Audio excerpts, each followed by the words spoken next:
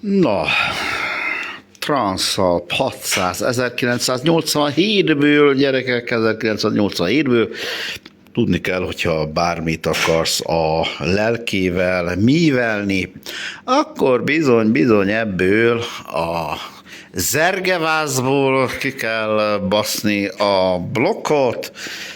Történt az eset, leülök ide, mert már öreg éjszaka van, hogy ebbe a motorkecskébe vezérlést, vezérmű láncot, meg mindent is cseréltek, és azt mondta a gazdája, hogy mióta beállították a vezérlést, ez a motorkecske, ez nem úgy megy, ahogy kellene.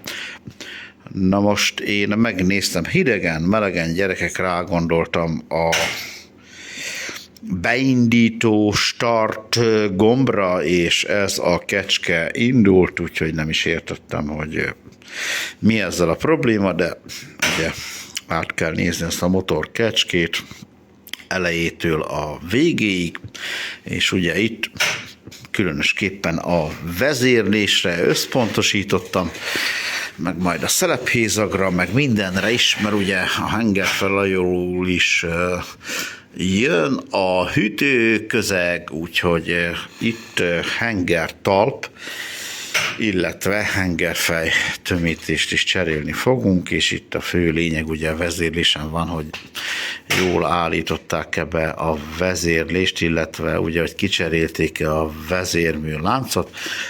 Ugye MS lánc van elől-hátul benne, de lehet is látni, már csak a színén is lehet látni, hogy ezt a két vezérmű láncot bizony kicserélte az előttem lévő szerelő, és ugye mondta az ügyfél, hogy valami probléma lehet a vezérléssel, mert a motor az nem úgy működik, ahogy kellene. Hát fogalmam sincs, hogy működött előtte, fogalmam sincs, hogy működött a vezérlánc csere után, de meg fogunk itt most Premiere plánba élőbe győződni arról, még nem néztem én se, hogy mi a bánatos farkam van ezzel a vezérléssel, mint említettem, MS lánc, ez gyári, tehát nem DID lánc, MS lánc. Megvette a csóka hozzá a gyári láncot, na ugye, ide fölpattintunk egy 17-es krovát, és órajárásával ellentétesen elkezdjük tekergetni ezt a motor cicle szívét, és közben ugye figyeljük itt az erősű hengernek, valójában itt a szelepváltás, mikor szív, sűrít, baszik indulni, ugye elkezdem tekerni, hogyha a blokk állna a helyén, azért vannak ezek a kis fák, hogy ne dőljön rám a blokk, mert agyonnyom. Nagyon nehezen szedtem ki, tehát segédember kellett alkalmaznom, hogy kivegyem ezt a trágyát. Na, lássuk, azt mondja, hogy most ugye az alsó holpontból tart fölfele a front dugattyú, és akkor nézzük itt a kémlelő nyílás, most rá akarok nagyítani, mondjuk úgyse láttok semmit, de az a lényeg, hogy én látom. Az a lényeg, hogy itt ugye van egy vesszőcske, és egy főbetű, ez a gyújtás, tehát ilyenkor adja le a szikrát a gyertya, és akkor haladok tovább, és akkor ott van nekem egy fötö, ami, ugye ott van egy vesszőcske, a generátornak a forgó részén, meg ott van egy bevágás, azzal kell színelni, és úgy, ahogy színel ez a dolog, és akkor meg kell néznünk itt a fronthengernél, ugye a vezérmű lánckeréken van 1, 2, illetve 3 bevágás. Az egész dolognak a lényege, hogy ott a bevágás fölfele színeljen, és akkor ott van az a bevágás, az pedig a hengerfej illetve a szelepdekni síkjával síkoljon, és ott van a másik, ami úgy szintén síkol a szelepfedéllel.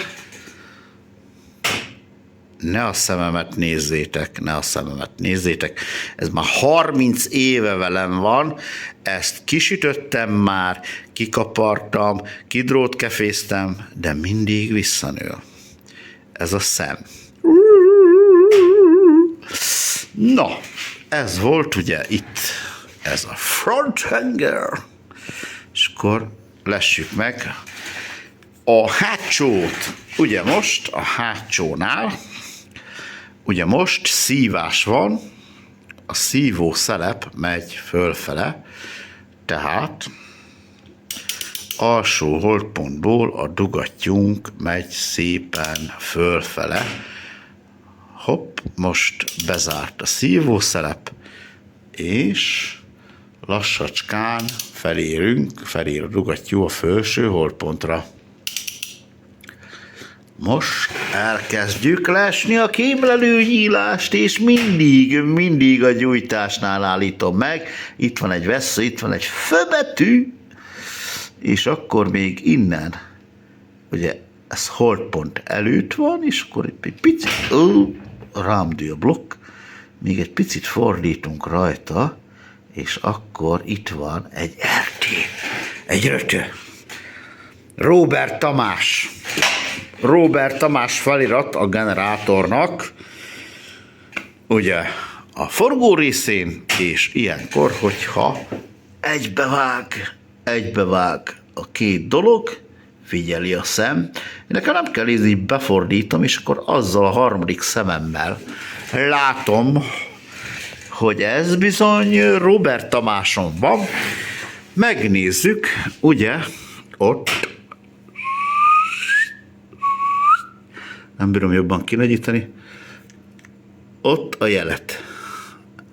Ott van a jelecske. Ez bizony színel, és ugye a másik oldalt is, hát egy pici van benne, de ugye meg kell néznünk a harmadik jelet is, hogy mi újság van a harmadik jellel, ami ott van, tehát 90 fokot zár be mind a két oldalra. Tehát az előttem felszólaló kollega, vagy kollégina, mert már annyian tanulnak, punásak már olyan sokan tanulnak a maiba, gyerekek, hogy hújjújjúj, meg hajjajaj, egy osztályban minimum 2-3 lány van, ahogy figyelgetem így a sulinak a fotóját, vannak már punásak, teli leszünk punásakkal, punás motoros szerelőkkel, nem is baj ez, szeretjük a punát. Na, úgyhogy ezzel a vezérléssel, kedves uram, illetve ügyfelem, ezzel nincsen probléma, és ugye ott van, ez gyári lánc, tehát nem DID, de ott van, hogy egy használt lánc,